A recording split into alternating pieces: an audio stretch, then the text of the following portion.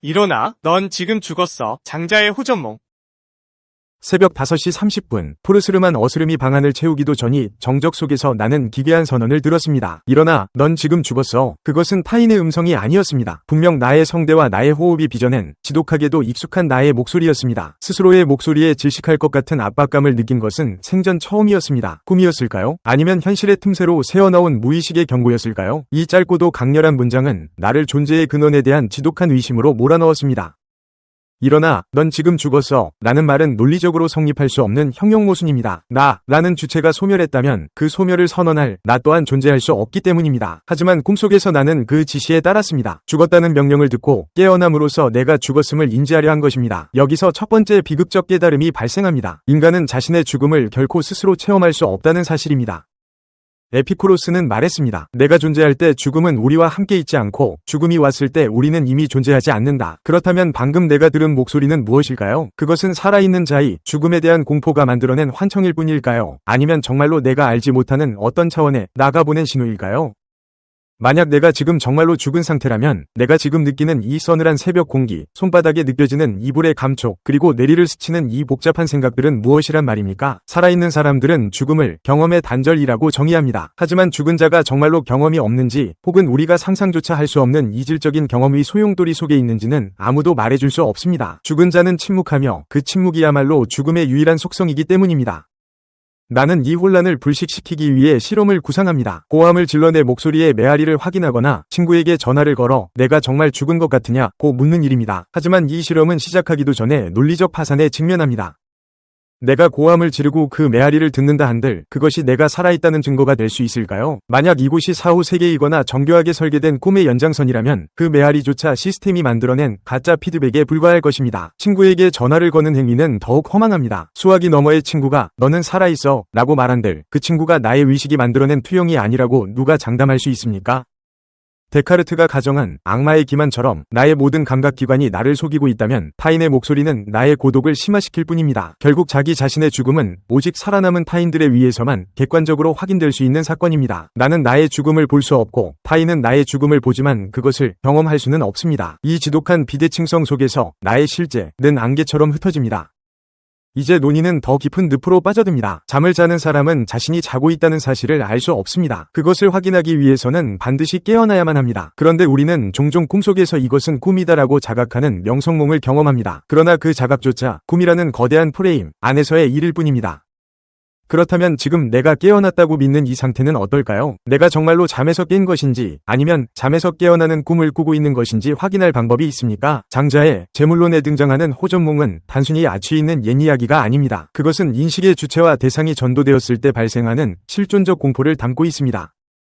꿈에서 정말 깨어났고 자기가 정말로 깨어났는지 의심하는 사람은 자기가 정말 깨어났는지 아니면 깼다고 꿈을 꾸는 건지 확인할 방법이 없다. 이 문장은 인식론적 불가지론의 정점을 보여줍니다. 우리가 현실이라고 부르는 것은 감각의 일관성과 지속성에 기반합니다. 하지만 죽음이 만약 그 모든 지속성을 단칼에 베어버리는 사건이라면 그리고 그 단절 이후에도 의식의 파편이 유령처럼 떠돈다면 지금의 이 의심이야말로 내가 살아있지 않다는 가장 강력한 증거가 될지도 모릅니다. 5시 30분, 시계 바늘은 무심하게 흐릅니다. 나는 다시 질문합니다. 나는 죽었는가? 살았는가? 만약 내가 죽었다면 이 철학적 고뇌는 사후 세계의 권태로운 유희일 것입니다. 만약 내가 살았다면 이 고뇌는 존재의 유한성을 직면한 인간의 숭고한 몸부림일 것입니다. 하지만 결론은 변하지 않습니다. 나는 확인할 수 없습니다. 우리는 모두 살아있음이라는 가설 위에 인생이라는 거대한 건축물을 짓고 있는 셈입니다. 깨어남과 잠듦, 삶과 죽음의 경계는 칼날처럼 날카롭지 않습니다. 오히려 그것은 서로를 잠식하며 섞여있는 몽롱한 황혼과 같습니다. 내가 방금 들은 넌 지금 죽었어 라는 목소리는 어쩌면 매 순간 낡은 자아가 죽고 새로운 자아가 태어나는 우리 삶의 생생한 생리 현상을 역설적으로 표현한 것일지도 모릅니다. 결국 우리가 할 수 있는 유일한 것은 이 불확실성을 껴안는 것입니다. 내가 정말 죽었는지 혹은 꿈을 꾸고 있는지 증명할 수 없다는 그 무력함이야말로 인간이 가진 가장 인간다운 진실이기 때문입니다. 확신할 수 없기에 우리는 질문하고 질문하기에 비로소 생각하며 생각하기에 어렴풋하게나마 나라는 존재의 그림자를 붙잡습니다. 오늘 새벽의 이 기묘한 경험은 당신에게 어떤 의미로 남을까요? 이 사유의 확장은 정답을 찾기 위한 여정이 아닙니다. 오히려 정답이 없음을 확인하고 그 공백 속에서 지금 이 순간의 무게를 느껴보기 위함입니다. 새벽 5시 30분에 보고 꿈과 죽음 사이의 메비우스. 확 무너진다면 어떨 것 같으세요? 오늘은요, 아주 오래된 이야기지만 지금도 우리 머릿속을 복잡하게 만드는 바로 그 이야기 속으로 한번 들어가 보려고 합니다. 자, 본격적으로 시작하기 전에 여러분께 아주 간단하면서도 꽤나 진지한 질문 하나 던져볼게요. 지금 이 순간 여러분은 정말로 깨어있다고 확신하세요? 어쩌면 이 모든 게 그냥 꿈은 아닐까요? 자, 우리의 이야기는 아주 오래전으로 거슬러 올라갑니다. 낮잠을 정말 사랑했던 한 천재 사상가로부터 시작되죠. 네, 바로 이 사람. 이분이 오늘 이야기의 주인공, 장자입니다. 당대 최고의 지성으로 불렸지만 표정만 봐도 알겠죠? 세상 만사가 다 귀찮았던 모양이에요.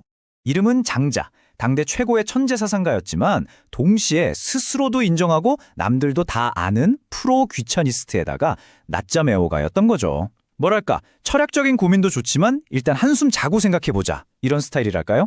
그러던 어느 봄날 오후였어요. 정말 햇살은 따스하고 바람은 살랑살랑 불어오고 이건 뭐 낮잠을 자라고 하늘이 등 떠미는 날씨였죠. 결국 장자는 딱딱한 철학책을 베개 삼아서 스르륵 아주 달콤한 잠에 빠져들고 맙니다. 그리고 그가 잠에서 딱 눈을 떴을 때 그곳은 더 이상 그가 알던 평범한 오후의 정원이 아니었습니다. 순식간에 현실 세계는 로그아웃되고 완전히 새로운 세계가 눈앞에 펼쳐진 겁니다. 눈을 떠보니까 세상이 완전히 다르게 보이는 거예요. 몸은 뭐 깃털처럼 가볍고 팔을 휘저으니까 화려한 날개가 파닥거리는 거죠. 그는 깜짝 놀라면서도 이내 엄청난 기쁨에 휩싸였습니다. 네, 맞아요. 장자는 꿈속에서 그냥 나비도 아니에요. 무려 슈퍼, 울트라, 호랑나비로 변신한 겁니다. 인간 장자로서 가졌던 모든 걱정, 근심 이런 건 그냥 흔적도 없이 싹 사라져버렸죠. 여기서 진짜 흥미로운 게 뭐냐면 나비가 된 그는 자기가 원래 인간 장자였다는 사실을 아예 완벽하게 잊어버렸다는 거예요. 그의 세상에는 오직 달콤한 꿀, 시원한 바람, 그리고 신나는 춤만 있었죠. 말 그대로 뇌의 용량의 100%가 나는 행복한 나비다, 이걸로 꽉 차버린 겁니다. 하지만 모든 꿈에는 끝이 있는 법이잖아요. 영원할 것만 같았던 이 나비의 삶도 아주 갑작스럽게 막을 내립니다. 마치 컴퓨터 전원이 팍 나가듯이 꿈의 세계는 강제 종료되고 현실로 복귀하라는 메시지가 뜬 셈이죠. 흑! 하고 자기 코 고는 소리에 깜짝 놀라서 벌떡 일어난 장자. 주변을 둘러보니까 지루한 방구석, 책 위에 흥건한 침자국, 그리고 뻐근한 팔다리뿐이었어요. 방금 전까지 그렇게 생생하던 나비의 날갯짓은 온데간데 없었죠. 하지만 꿈은 끝났어도 이야기는 이제부터가 진짜 시작입니다. 왜냐하면 꿈에서 깬 장자가 정말 깊은 혼란에 빠지기 시작하거든요. 아니, 방금 전까지 느꼈던 그 나비로서의 기억이 너무너무 생생한 거예요. 날갯짓 할 때의 그 감각, 꿀의 달콤함이 아직도 혀끝에 맴도는 것만 같았죠. 그의 머릿속에서 현실과 꿈이 마구 뒤섞이기 시작했습니다. 바로 그때였습니다. 장자의 뇌리를 강타하는 어쩌면 철학 역사상 가장 유명한 질문 중 하나가 탄생하는 바로 그 순간이었죠. 그리고 바로 이 이미지가 이야기의 핵심 딜레마를 정말 잘 보여주는데요. 과연 어느 쪽이 진짜 현실일까요? 인간인 장자가 꿈에서 나비가 되었던 걸까요? 아니면 지금 이 순간 저 밖을 날아다니는 어떤 나비가 꿈속에서 장자라는 인간이 된 걸까요? 이 어마어마한 질문의 끝에서 장자는 마침내 하나의 결론에 도달하게 됩니다. 이 이야기는 훗날 호전몽, 한자 그대로 나비의 꿈이라고 불리게 되는데요. 우리가 현실이라고 굳게 믿는 것이 과연 진짜 현실인지 아주 근본적인 질문을 던지는 상징이 된 거죠. 한참을 고민하던 장자는 이내 무릎을 탁 쳤습니다. 정답을 찾으려던 내가 어리석었구나. 이걸 깨달은 거죠. 그는 둘 중 하나를 선택하는 대신 훨씬 더 크고 깊은 진실을 발견하게 됩니다. 장자가 도달한 깨달음의 핵심, 그게 바로 이겁니다. 대체 뭐가 진짜 현실인지를 구분하는 건 사실 의미가 없다는 거예요.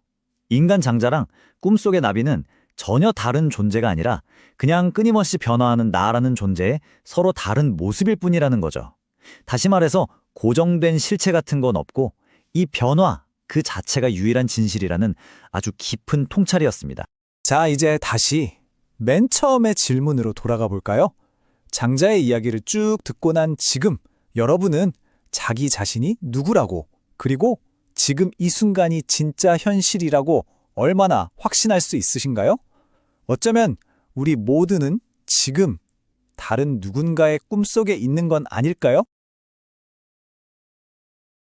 당신은 지금 이 글을 읽고 있습니다. 이것은 현실입니까? 아니면 텍스트로 이루어진 정교한 꿈입니까? 혹은 이미 죽어버린 당신의 영혼이 생의 미련을 버리지 못해 붙잡고 있는 마지막 환상입니까? 어떤 대답을 내놓든 그 대답을 고민하는 당신의 의식만큼은 이 새벽에 가장 뜨겁게 박동하고 있다는 사실만큼은 분명해 보입니다. 이 철학적 탐구를 통해 당신의 악몽이 깊은 통찰로 변했기를 바랍니다.